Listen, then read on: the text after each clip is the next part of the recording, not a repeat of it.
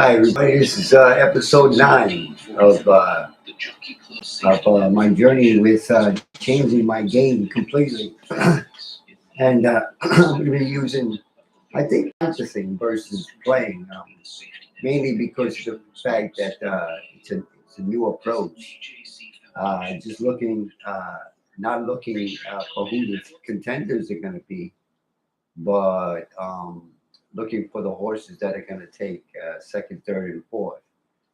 And sitting in the bleachers, I get an opportunity to see the mojo of the races at Saratoga, because I'm not looking at horse racing information. I'm just listening to the professionals and then waiting for the odds board. And then doing like that sign says up there, a crystal clear clarity board, which I'll show you in a few minutes. But it's really cool because, again, because I haven't looked at anything to do with horse racing data or the racing form, the time form, all that stuff. I'm clear. I'm fine. Like I'm in my being versus being totally insane, hoping that I hit the pick 6, pick 4, pick 5, daily double, and pick 3. I'm not doing any of that anymore. I've played for 40 years and I don't play like that anymore. I'm in a different playground. My playground is to do just like what happened in the last race, in the 8th race. Then playing the dismissed horses in the 4th slot, in the 3rd slot, in the 2nd slot, knowing that they probably aren't going to win, but maybe 5% of the time. So it's mostly concentrating on just trying to get on the ticket horses, and I'm not trying to figure that out through the racing form. I'm figuring that out through what all of you say the odds are going to be and what the owner, the trainer, and the jockeys say. And from all that information, in a few minutes, we're going to get an odds board. And this is the crystal clear clarity board for the 9th race. I said, yeah, the 9th race is this here. So this is the crystal clear clarity board for the 9th race. Okay, it's going to be 13 horses, right? I'll put my hand over one of the horses. And basically, when the odds come up, we'll know, the 3, 8, and 10 are the horses that are in your pick 3s, your pick 4s, your daily doubles. And then maybe one of the Feb 5, 7, 11, 13. The dismissed horses is the 4, 12, 1, and 2, especially the 1 and the 2. So my concentration is not on these horses. These are your horses. This is the horses that could win the race. I'm not trying to do that. Again, I'm just looking at dismissed horses, which are definitely going to be the 1 and the 2, maybe the 12, and maybe the 4. So when the odds open, I'll put that down, and then I'll know. Now, the most important part of doing Degobuster approach to playing the races, bullseye handicapping, is that I'm only playing the race. So I would only be playing this race. Or I'll pass this race if I wobble and look at the 10th race, which I also did. Or I might pass both of them. It all depends on mojo. It all depends on, how much, what's said by Maggie, what's said by the professionals, and then just what do I think? Do it's like that movie Let It Ride.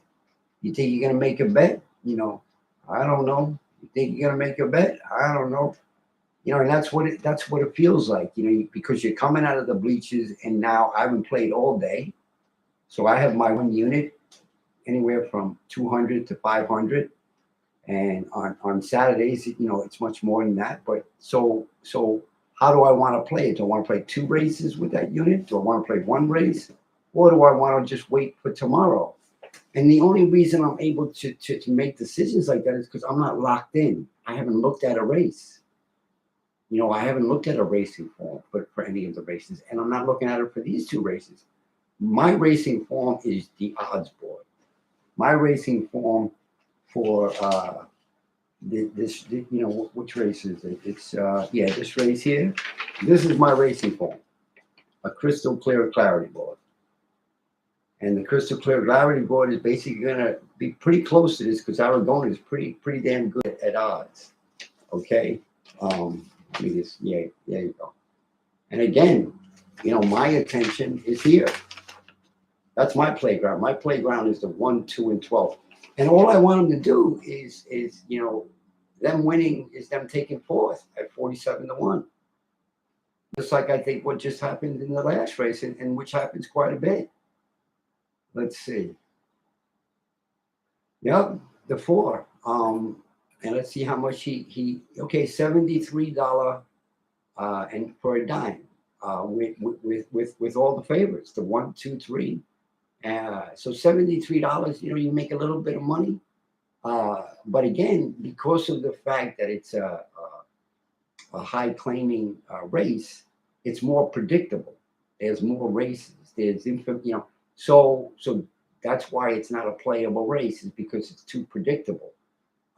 You want more than $73 if your 47-1 shot takes fourth in a big field like that.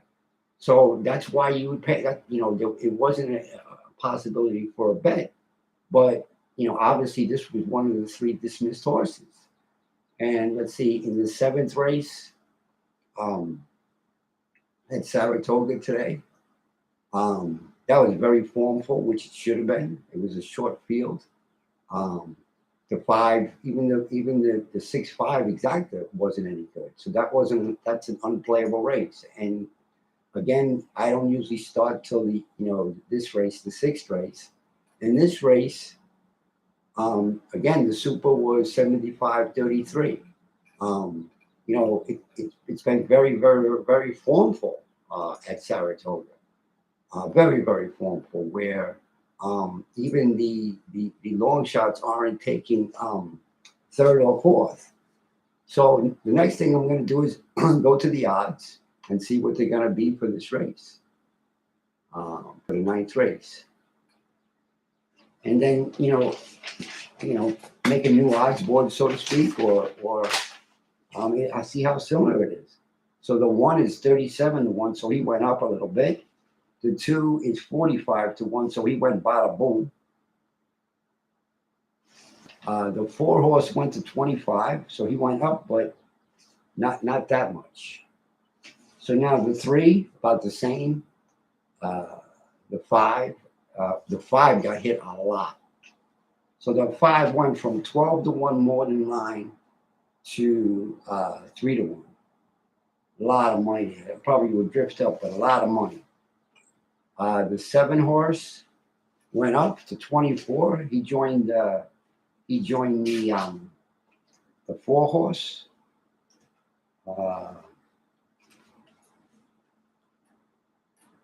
You get the 8 horse, he's the same, stayed the same.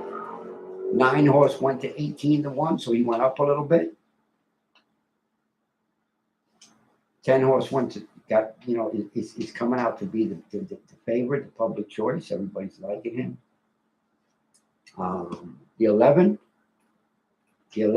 actually is at 7-1, so he came down. The 11 came down, no, 10-1, so he came down just a little bit to 7-1, trying to join the 3 and the 8. So he came down a little bit. The 12 went up with the big guys, so the 12 went actually up and joined the 1 and the 2. And the 13 also went up to 19-1. So let me just get back here.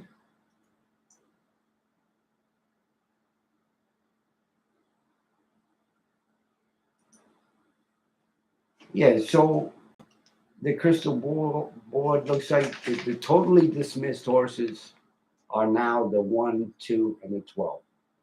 All at, bada boom prices. The 4 also long, and then the 12, like I said, went up. The 9 went up. The 7 stayed the same. The 11 went up, went down actually. The 13 actually went up, and again the contenders. So my first little tickle would be on the 13. So my first tickle basically is on the 13. All right, so we got a 1, 2, 3, it's what? It's a 12 horse field. So the degree of difficulty is high.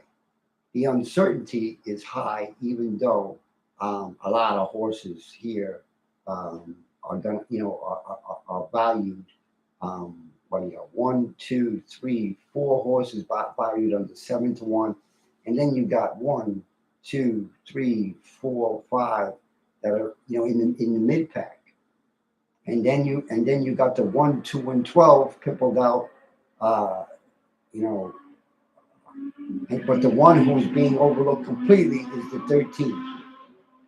So again, it's a big field. So the 1 and the 2 and the 12, you would love to hear something from them about him.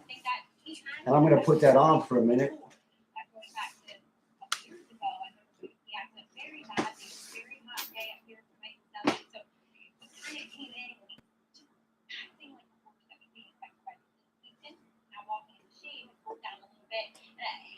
Doing a little bit better, but I wonder about this horse when it's this hot out, and just because he does get himself really kind of internally revved up, and sometimes that does not mix well with a hot, humid day. So we'll take a look here at number 9. That is Yo Banana Boy. He was against the racetrack going back to the Butter race that we were talking about, and then he went up to Saratoga. Went up to Finger Lakes and dominated in that New York Bred Stake race. And I'm sure Andy will wax poetic about Yo Banana Boy as well. I've always been a fan of this horse, and I'm glad to see him sticking with New York Bred Company. It feels like Mike Maker has him on the right track. He looks fantastic here in the paddock today, and he is a generous 15-1. That's the thing with this race, Meg, is that if there are so many horses that you can make cases for, you're bound to get some value. Yeah, so that's an example of getting the mojo. Because you're not looking at horse racing information, you're getting a mojo from the race, from the professionals, the people that are right there, and also getting a chance to look at the horses.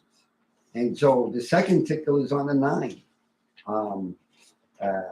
The second tickle would be on the 9, and the reason why is because of the fact that he's also 18 to 1 from 12 to 1. So the other horses, you expect them to be there. And right now, the other horse that's going up now is the 7. The 7's going up to 22 to 1. All right. So again, and I find, we'll see how they light it up. I just listen and I watch, and if I see something that wows me, then I might go in my pocket and make an investment. But otherwise, I sit chilly and wait. And I'm able to do that only because of the fact that I didn't already see the naked women, meaning I didn't open up the racing form. So I'm not on fire. I don't still have to bet, but I can come out of the bleachers and say I'm going in.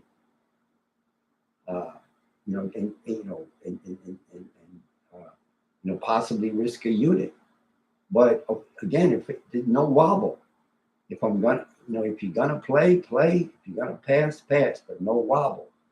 I'll have to know pretty close to post time, before post time, because the longer you wait to make a decision, or the more doubt that you have, or the more negative energy that you bring to the race, that means pass. That means just pass. But if something tickles you because it says, handle extremes better than people do. So we got 2 extreme examples of this race. A couple of horses that maybe aren't handling so great right now, but I think this is not concerning. No, it's not even close. It's ever done. Maybe more difficult is the competition for these New York bred sprinters, Tom, with the that is definitely a host.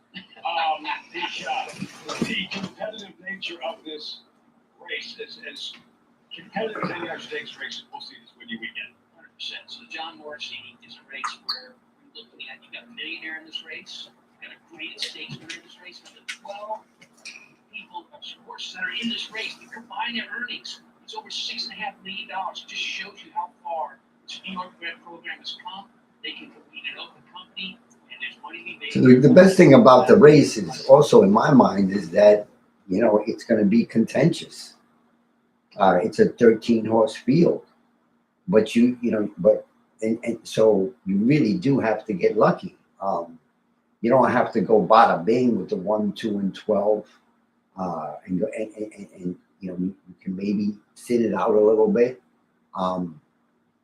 You can mix your opinion with the 9 and the 13, right? So let me just, you know, so again, what I would start doing then is writing things down to see what the mojo is and continue to listen.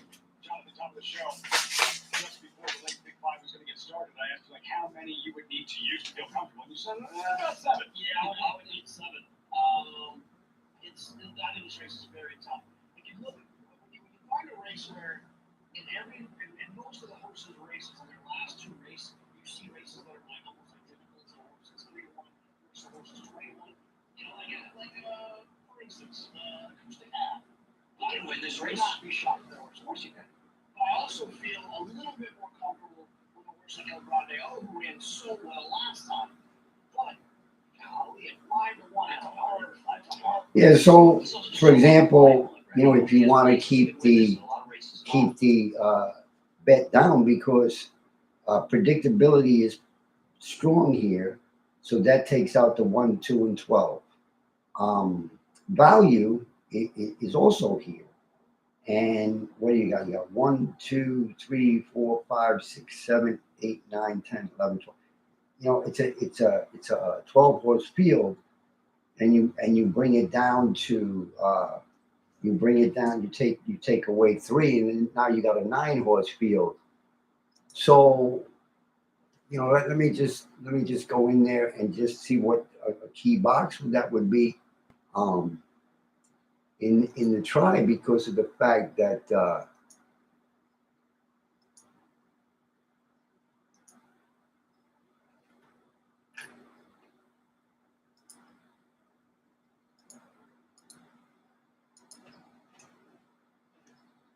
yeah, so that would be 252, and you have a lot of wasted bets in there, so to speak. So let's say if you did the same thing with the super, how would that come out? Getting rid of those 3 horses, and then hoping to get lucky and get paid with the others.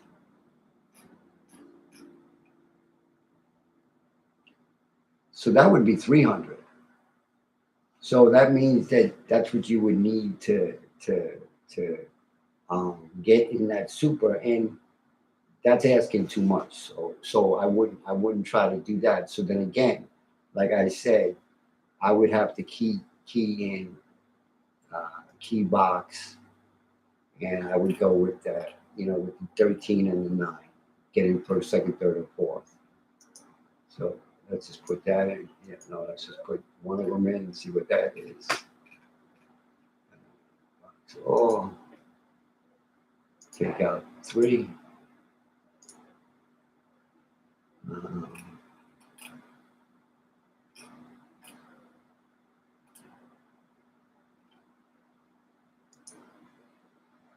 Yeah, see, so that's better.